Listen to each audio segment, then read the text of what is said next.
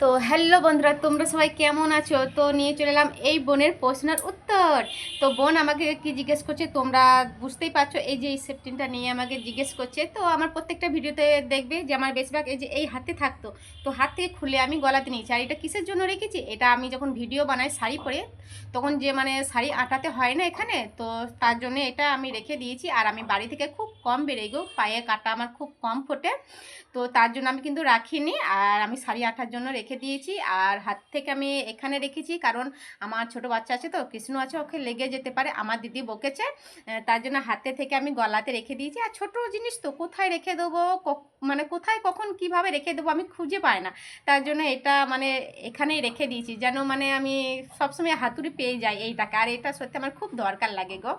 তো সত্যি বলতে বোন, তুমি আমার এই ফার্স্ট কমেন্ট করলে এই সেফটিনটা নিয়ে। আমি অনেক ভিডিও করেছি, আজ অবধি কেউ কমেন্ট করেনি, তুমি কমেন্ট করলে আমার খুব ভালো লাগলো যে আমার সেফটিনটার ওপরে নজর গিয়েছে।